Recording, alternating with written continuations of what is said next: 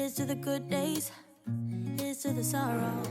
The series was started in 2017, and in recent years we've hosted artists such as Sonia Clark in 2018. We had Karen Olivier in the year before the pandemic. We took a break for the pandemic, and then we did a virtual event last year with Dame Magdalena Kadundo.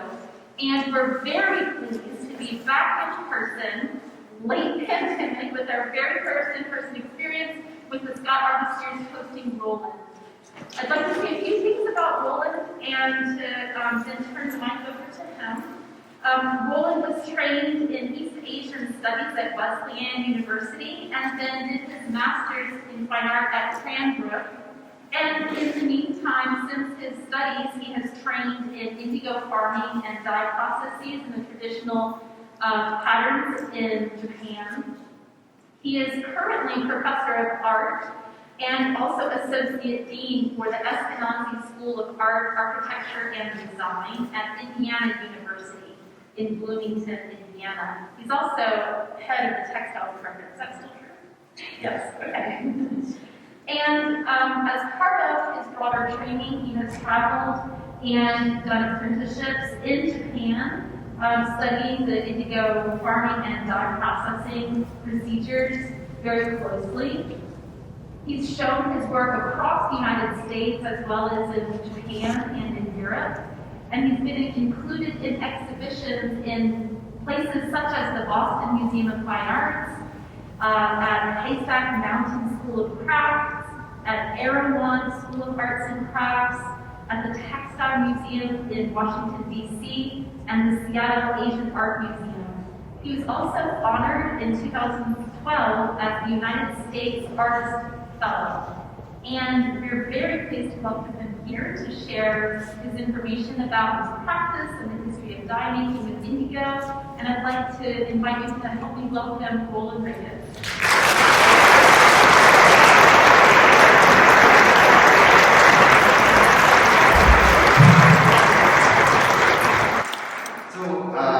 I want to say a quick thank you to the Department of Art and History, to the Scott Artist Series, and Kristen, who's out there somewhere, but I don't have my glasses on, so everyone's going to blur. And everyone else who's like hanging out with the workshops we've been doing since Monday. That's actually just yesterday, but it feels like. For those of you who've been in the workshops, you know it feels like a long time.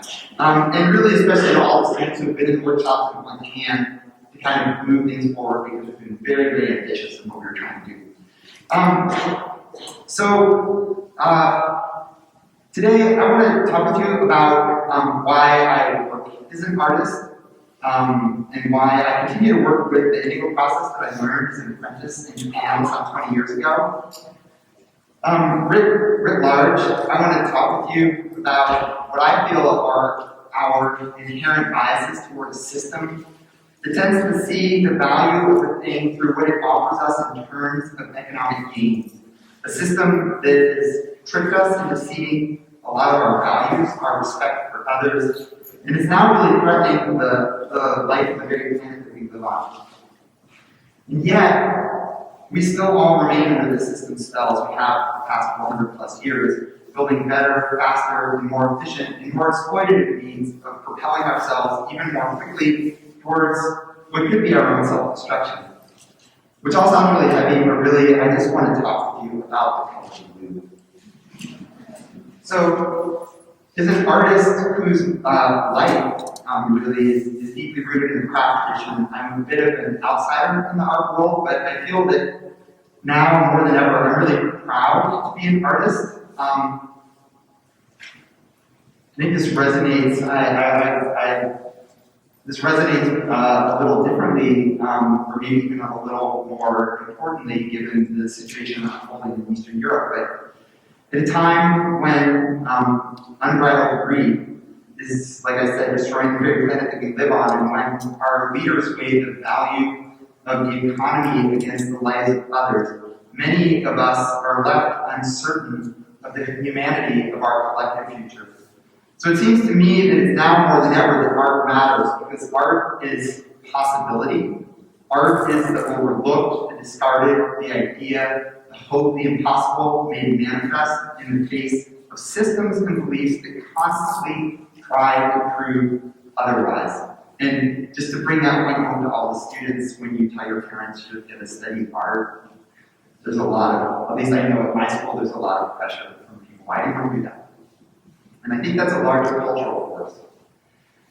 American photographer Carrie Mae Weems kind of said this really well in an interview a few years ago, so I'm just going to quote her here. She said, "The best art, the most progressive art, even when it's not political, serves to remind us of the complexity of our lives and the complexity of our humanity. And in doing so, that alone calls out the moral question of our social contract with one another. That if I'm deeply aware of my humanity, then I must also be aware of yours." In her book, Lewis, American poet Maggie Nelson writes, "Long before either wave or particle, some, Pythagoras, Euclid, Hipparchus, thought that our eyes emitted some kind of substance that illuminated or felt the things that we saw. Aristotle pointed out that this hypothesis runs into trouble at night as objects become invisible despite the eye's purported power to feel them. Others, like Epicurus, proposed the inverse, that objects themselves project a kind of ray that reaches out towards the eye as if they were looking at us, and surely some of them are. Plato split the difference and postulated that a visual fire burns between our eyes and that which they behold. This still seems fair enough, for no one really knows what color it is, where it is, even whether it is. Can color die? Does it have a heart? Think of a honeybee, for instance, flying into the folds of a poppy. It sees a gaping violet mouth, where we see an orange flower, and assume that it's orange, and that we're normal."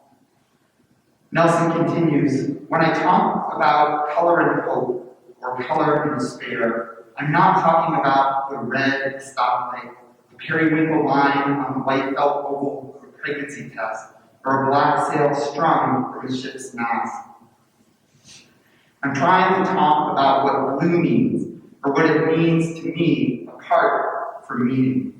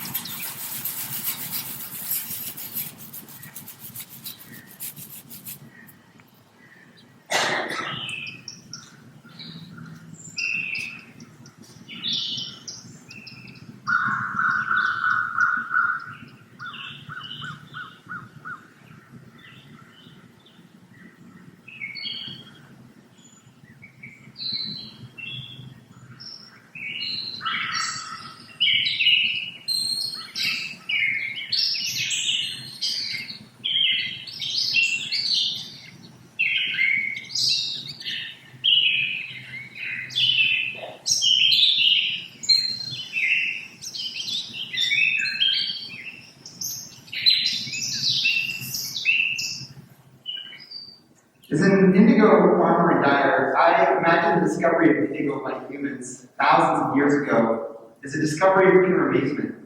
Plucked from the plant and squished, the indigo so long concealed in the leaves makes contact with the air and oxidizes, turning blue. The squished leaves wash off, but that blue remains, a reminder of how we fundamentally as humans have engaged with, learned from, and evolved because of the world around us. In a primal way, this gets at the heart of my own interest in natural dyes and indigo in particular. The idea that through the discovery of colors concealed in plants, and through the process of transferring that color to cloth, I have a window through which to rediscover the world that I inhabit.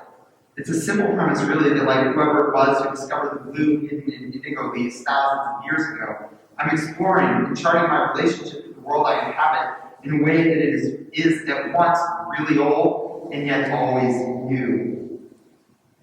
So the color revealed in a plant's leaves through that simple gesture of crushing it in our hands is also a profound reminder of the human traditions and systems of making that for millennia have transformed immediately available materials into meals, utensils, clothing, tools, and even homes of profound beauty.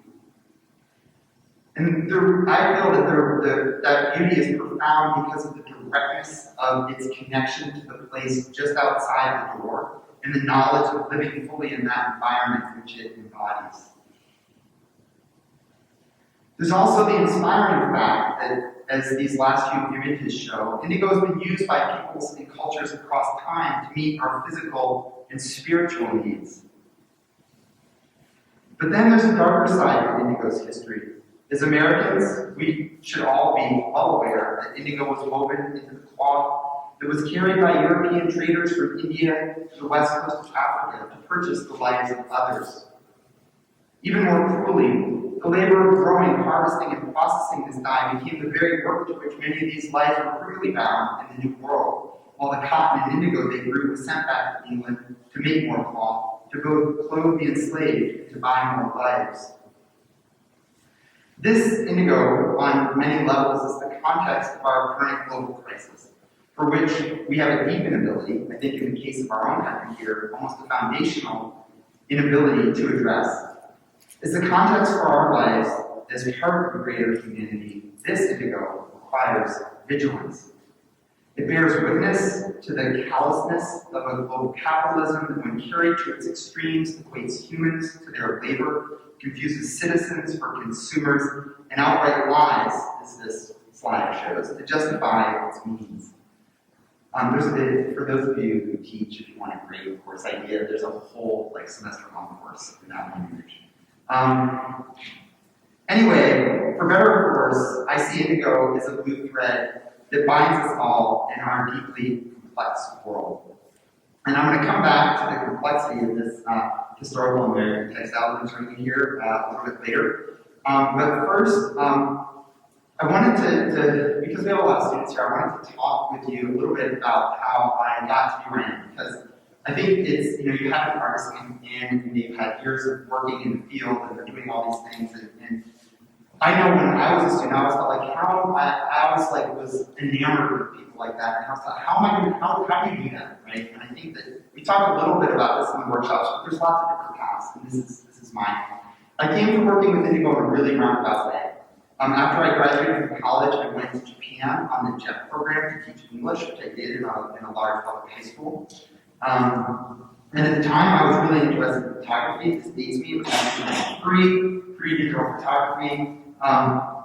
And so, because I was interested in photography in high school, I taught after the darkroom. I started a club at high school and taught the students and after school and stuff to develop and print black and white. And at the same time, I was taking lots of pictures of everything that I saw because everything for me was so visually different. After my first year there in Japan, I felt that I was living in, it was very humorous, I mean, not these beautiful terraced rice fields, but I was living in a dorm for teachers that my school owned, and it was like a 4-apartment little Soviet brutalist style bunker of an apartment in the middle of these rice fields. And I really wanted to move out of there. So through some local connections, I found this old farmhouse that had been abandoned, and I was able to fix it up and move in. This is another view of my house. It was right next door to this very beautiful 750-year-old thatched farmhouse that was of historical significance. It was a tourist destination. My house had this little sign out front that caused a lot of confusion about the function of my home in the community. You can imagine the shock of this day. tour buses of, full of Japanese tourists barged into my front door and just for me to toilet, find me there in the kitchen cooking breakfast over a little fire on Sunday mornings. The restroom computer was down, and it was just really bad sound placement, but I never peeped it, which I guess says something about me, but I'm not quite sure. Anyway, living in this house, if people had, like I said, I cooked the fire, and I was living as people had it in pre-industrial Japan, which is typical of the pre-industrial world. And it taught me a lot of things about myself and the society that I was raised in. First, and sort of most impactful, was that the gray water from the house ran directly into the stream right below the house. And I asked around a bit, and I learned that in my community, in the community I was living in Japan at the time, that all wastewater, other than sewage, including all the chemicals I was using with the students in developing and printing photographs, was going directly into the streams and rivers right around us. And this made me aware of the direct connection between my living and making and the health of my immediate environment. And I began to see the distance we put between our lives and the environment and the developed world as a sort of willful blindness towards the devastation and destruction that are ingrained in how we make and consume. And then, secondly, this house, really living in this house influenced me because that home had been built with rocks, trees, bamboo, earth, straw, and other materials that were all gathered from the very place where it had been built. So I'm going to digress a little bit more. Between 5th and 6th grade, my family moved from rural Vermont to suburban St. Louis. In Vermont, we lived in a home that had been designed and built by this very eccentric Austrian carpenter, to a typical Midwestern subdivision cookie cutter kind of place. It was essentially the same as all the other houses around it, just with different colored siding and garage split from the left to the right. These are everywhere, people know them. This is a 13116 Hunter Creek Ridge Road. And while there was a ridge and there was a road, there certainly wasn't a creek, nor were there any hunters. These were merely vacuous commercial conceits, skill with words, honed over years of learning, cynically applied in marketing departments, where teams of wordsmiths conjured an idealized sense of pastoral self-sufficiency to sell subdivision homes. In vivid contrast to my house in Japan, our house in St. Louis was made of the same pre-cut conventional lumber, 2x4s, plywood, drywall, that are the ubiquitous evidence of our own culture of industrial production and consumption that is so radically far removed from the hunter and the ridge and the creek. In his powerful book, What Color is the Sacred, anthropologist Michael Taussig makes the same point through color naming conventions. Taussig directs our eyes to the paint store, where he points out that there's no lavender in lavender blue, nor turquoise in turquoise blue. And the same stands for gentian blue, violet blue, cornflower blue, reed green, apple green, olive green, almond green, emerald green. I think you get the point. So back to this house that I lived in, and this house really showed me, like I said earlier, that the historical root of all craft is found in the manipulation of materials from one's immediate environment. And in the light of the global scale of contemporary manufacture, these historical materials and processes can be seen anew. Growing up amidst the consumerism of suburban America, I always felt that life was missing some fundamental reason for being. I mean, were we really all just here to go buy stuff at the mall? And it was through living in this house that I discovered that reason or meaning for myself in the way that craft traditions shrink the distance of material extraction and production to the distance of our own hands. So I wanted to bring even just a small bit of this embodied craft knowledge that I saw in Japan back with me to the States. And so when my English teaching contract was up, I moved to Tokushima, which is where indigo was grown on the largest scale historically and is still grown. And I did a 2-year apprenticeship. The first year I spent learning to farm and process indigo into the traditional Japanese dye stuff known as sumo. And then the second year was spent with the Fusho family learning to make the traditional fermentation vat that I use. This apprenticeship was really the start of my own art education, so to speak, and it was really all about doing, about passive knowledge gained through action over words, And a good example of this is one day in the midst of turning a giant pile of composting indigo leaves just like this, work that I had been doing day in and day out for weeks, my teacher, Mr. Nee, quipped at me to get the tool that we needed for the next task. And I responded kind of irritated, yeah, I know. Just like my kids do when I remind them like feed the chickens or take the dog out. And he shot right back at me, no you don't. Because if you knew, you would have already gotten it, and I wouldn't have to tell you. And what he's talking about is a knowledge that's physical. Knowledge is action, and action over words. This is the real foundation of what I do and I believe today, not just as an artist or an educator, but simply as a person. So this is a question that I get asked a lot, and I'm going to delve into it with a little bit of background about indigo. This is a map showing the 8 main indigo plants found around the world. And this is a real generalization here for the purpose of getting through this kind of quickly. But you can divide these into two basic groups. Group 1 is extracted indigos. These are found mainly in tropical and subtropical regions. And this process works by steeping the leaves of an indigo-bearing plant in water until they decompose. And then you remove them. And then you add lime. This mixture is beaten to introduce oxygen, which causes the indigo to oxidize. And eventually it precipitates out. It's also called indigo precipitate. It settles to the bottom of the vat that it's done in. And this resulting dye stuff is approximately 40 to 50% indigo when dried. And it can be easily cut into little rectangular cakes, which were easy to pack and ship around the world. And hence, this type of indigo became extremely attractive to European merchants and traders in the 17th, 18th, and 19th centuries.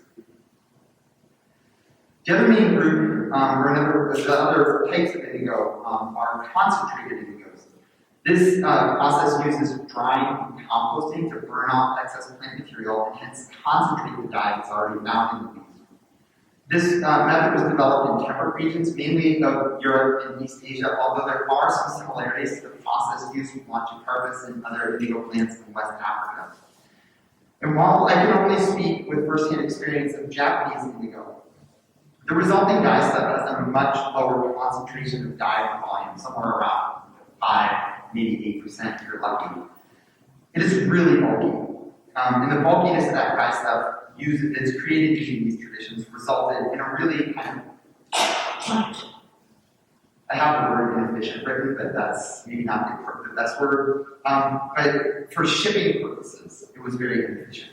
And that it didn't lend itself to this compact shipping. Although it's probably only one factor as to why the concentrated indigos were largely ignored by European colonizers and traders. And so I want to dig into that a little bit deeper because we're talking about, in talking about indigo writ large, it seems important to point out the history of indigo in Europe, lest we think that Europeans were starting indigo plantations with slave labor all over the world because they were intoxicated by some rare or exotic color that they couldn't get at home. This is totally not the case. Europe, in fact, had its own indigo industry built around a plant called woad. Making it was such dirty work that the wadis, as the woad producers in England were called, were a segregated caste of workers and were only allowed to marry other wadis. Woad is an indigo dye stuff in Europe that held its ground until the 19th century when the inexpensive imports from Europe's South Asian and New World colonies finally rendered it just economically unfeasible.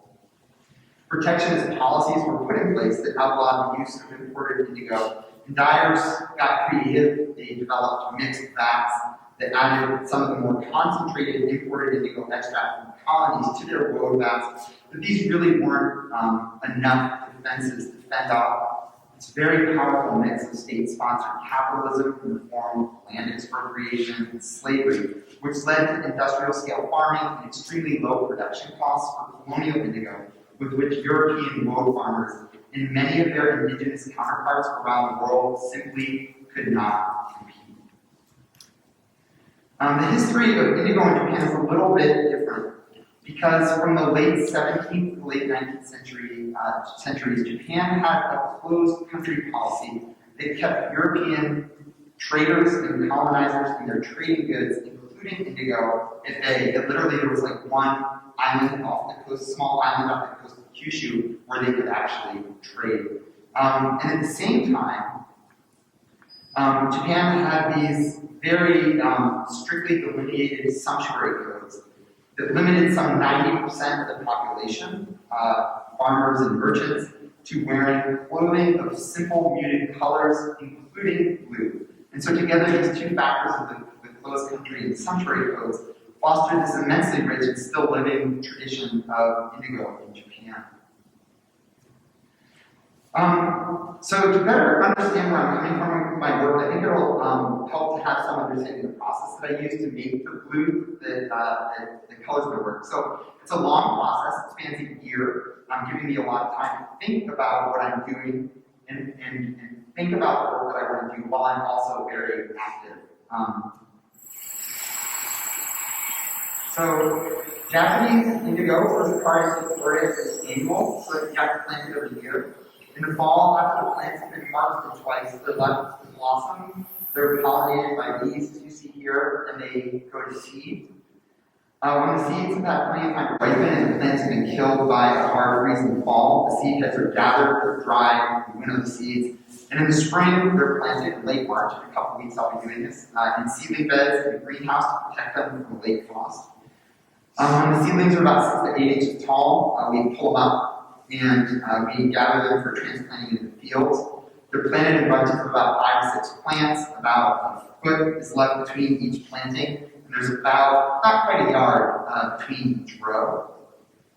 And as the plants grow, we mound soil up around the base of them. These plants have a noded stem, and they'll send out new roots from each node. So as you mount dirt around them, it helps them root better and makes for really sturdy, hardy plants. When the leaves are pretty good size, the plants are about 2 to 3 feet tall. They're ready for harvesting. And we can cut them, leaving a inch or two of stem, so that they'll grow again for a second harvest. And then those cut plants are spread out in the sun to dry.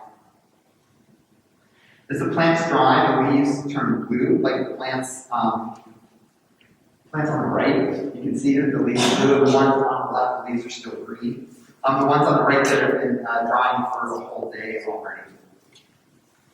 And the dye in this type of indigo plant is found only in the leaves, so it's necessary to winnow the leaves from the stems in order to make a really high quality dye. So to easily remove those dye-ground leaves, we wait for this really sort of perfect time when the leaves are dry and brittle and the stems are still flexible. And then we quickly gather the plants, put them in a big pile. We stomp on them with our feet to winnow the leaves, and then the leaves, when those leaves are crushed, we remove the stems with a pitchfork, and then the remaining stems by hand.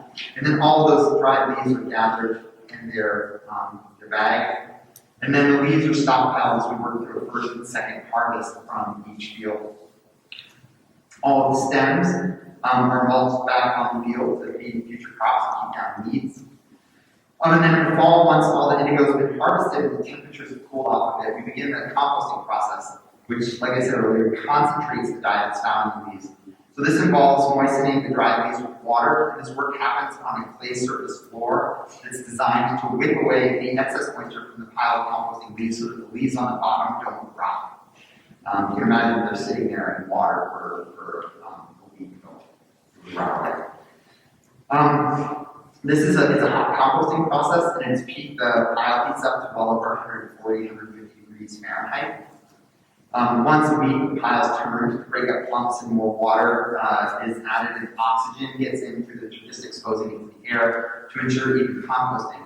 Because the pile is really hot and it's got a lot of moisture in it and the outside air is cold, the turning process, as you can see here, releases a lot of steam. And then once we've turn it once, we work it, put it back in place, and then we gather up all the fat to dry, and we cover it, and we leave it to then sleep for another week.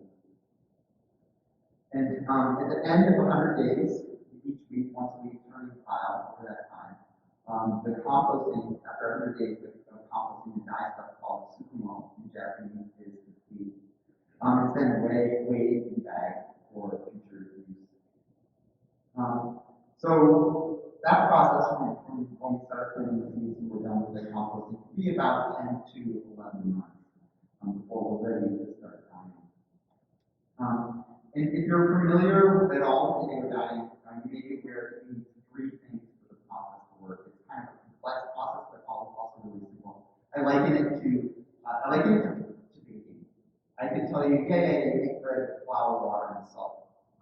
But with that information alone, you'll end up with something that's like a hockey puck and not something incredible. And indigo is kind of the same. You need, but you do need three basic things. The first thing is the indigo molecules themselves, or indigo itself, and that comes from, as you saw, the plants that we grow. Then you need an alkali, because indigo is not soluble in water. So that's the second thing you need, is an alkali. And the third thing you need is reduction. Because the dye will only adhere to fiber into the state. Reduction is the removal of oxygen from a compound. So our indigo, like I said, comes from the sugar, comes from the process that I just explained. The alkali we use comes from burning wood to make ash, hardwood. And that ash is sifted to remove any charcoal, and then it's mixed with boiling water. It's stirred, and it's left to settle overnight. And then that strong alkali is cycled out, and the process is repeated using the same ash until we have 5 separate batches of this wood ash lye to get successively weaker. And then the weakest batches of that wood ash lye, batches 4 and 5, are mixed with lime, calcium hydroxide, which is another alkali. And to that liquid, we add the composted indigo. And in order to hasten the fermentation, it provides the reduction that we need for dyeing. We add a small amount of oil wheat bran to that. It's food for the bacteria that are in the composted indigo that cause the fermentation. So every morning and evening for the next few days, the vat is checked and stirred. If all goes well on the 4th or 5th day, the vat begins to ferment, and like you can see here, a purple metallic form starts to form on the film, starts to form on the surface of the liquid. And at this point, the vat's only half full. So once it starts fermenting, it needs to be filled before we can do dyeing. So each day over the next few days, we add a little bit more of those stronger batches of the wood ash lye. Every day, a little bit more, until the vat is filled and ready for dyeing. So it takes, from the time we start making the wood ash lye until we have a vat and running, about 2 weeks. Because the vats are living, dyeing things in them not only removes the color from the vat, but it also removes the bacteria necessary to keep them alive. So the idea being if you dye too much in one day, it will remove too much of essentially bacteria or the life force of this vat in the floor. So we kind of carefully guard how much material is dyed each day so we don't over dye or overwork the vat in the floor. But anyway, after all that work, we get from seed to dye vats done. Dyeing is actually really easy. You just take the material you want to dye, you let it out, you immerse it in the vat. Once the dye is adhered to it inside the vat, you pull it out and let it oxidize in the air. And you repeat that process over and over and over to build up to the desired color that you want, and you get the shade that you're after. You simply rinse the cloth, and you can see here that the indigo is not soluble in water, so it stays on the cloth, but all of the other impurities in the vat and the composted indigo are water soluble and they wash out. So you go from a piece of cloth that's really brown looking, put it in water, and you can see the blue underneath it. At the end of its lifespan, the vats get spread back on indigo fields to fertilize future crops. But I can only spread so much of this on any given field each year before it becomes too much of a good thing and the soil can become jeopardized. So like the limits imposed by the living vat where you can only dye so much each day, this is another limit that kind of keeps me in check.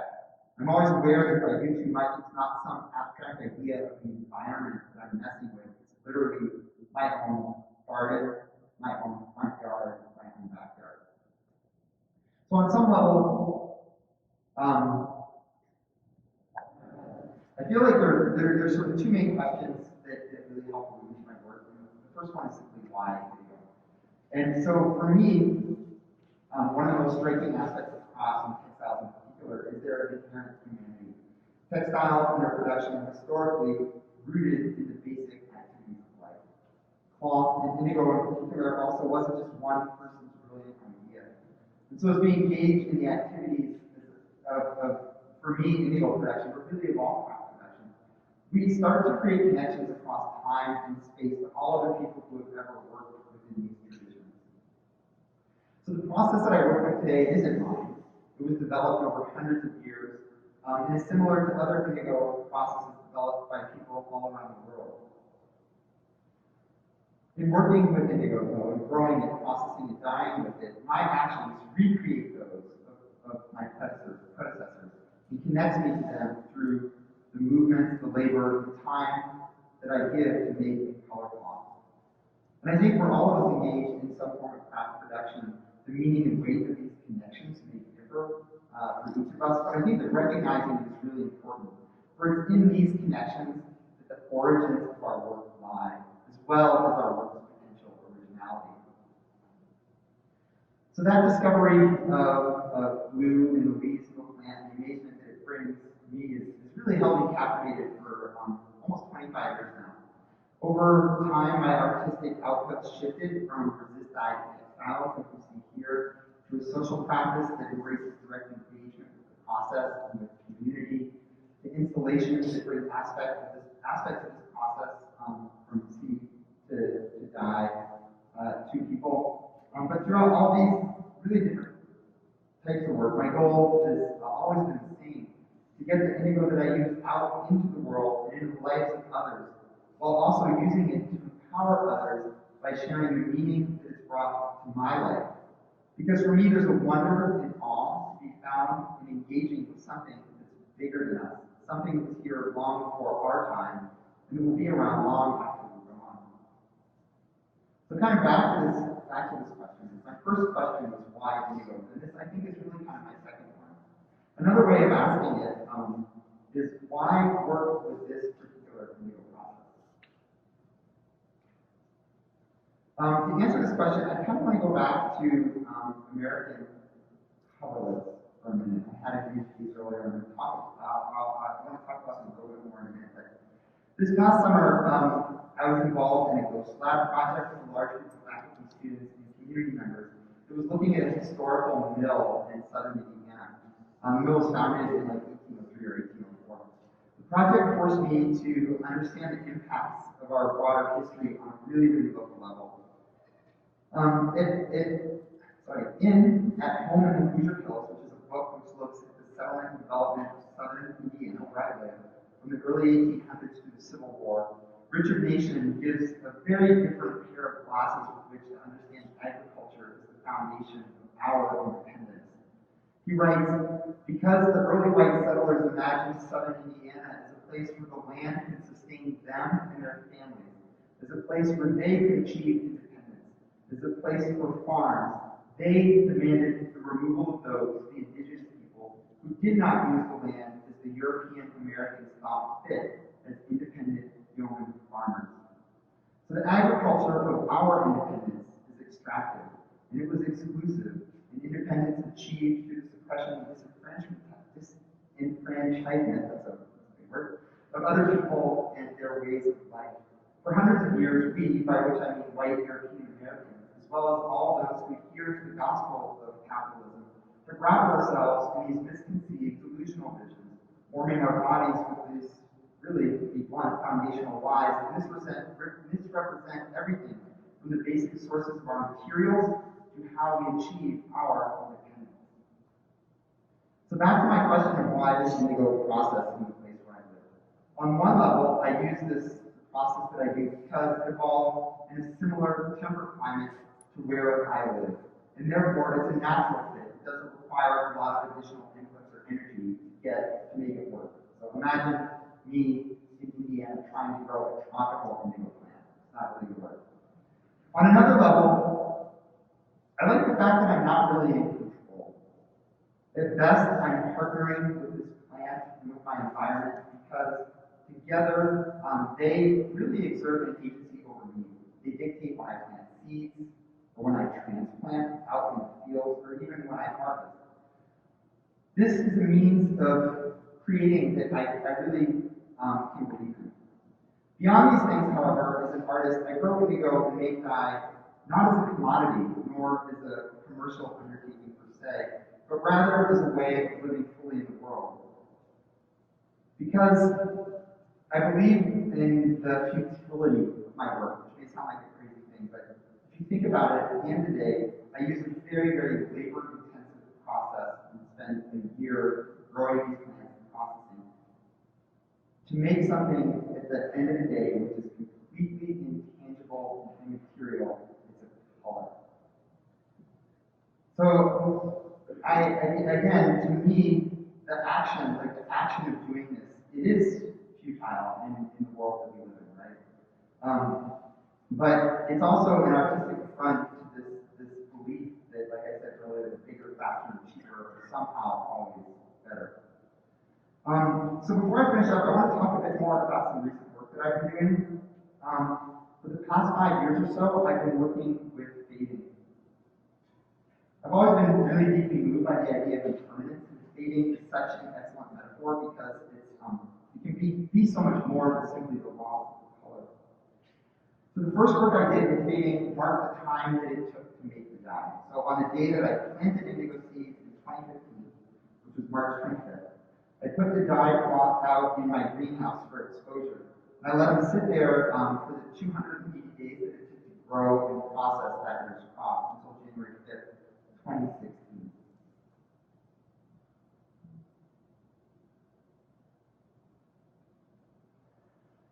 And these are really photographic exposures. And as a photographic exposure, they work to embody this really beautiful contradiction because they capture, in capturing the time required to make the dye, the color itself is lost. And yet, at the same time, that loss isn't really a loss. It's more, I see it more akin to breathing. There's an exchange as light and air and light are inhaled by the cloth, and the color is slowly exhaled out into the surrounding environment, so that we are in this dye and it is in us. So I was kind of able to more fully explore this idea in an installation called Aino Kishiki, which translates to Indigo Views, which was a project from 2018 in which I worked with the Cultural Affairs Division in Fukushima Prefecture, where I studied indigo. And we invited participants to live with a small piece of cloth dyed with indigo that had been grown and processed in Fukushima. And we asked people to live with this for 5 months. And over that time, the hope was that it would allow the color to enter their lives through the fading process, while at the same time capturing their experiences in time and the marks left where the color had faded. So the cloths were placed in these special boxes that I had designed to kind of mirror the camera, but it also controls the exposure and to create a uniformity across all of these cloths, and hence a visual connection across all of them. So what you're seeing here is the pictures of the cloth from participants where they just had the cloth in their life. Like you can see someone has it in the windshield of their car. Some people like carry them with them and have like pictures and things all over the place. It's a really fun project. Then we brought all those cloths back together for an installation in Fukushima to really place the viewer inside the fading box. From the cloth perspective. So it was very dark, and the installation included a sound component by Norbert Herber. And it used small speakers inside the actual boxes that we used for fading to reflect the variations of fading that happen within each cloth.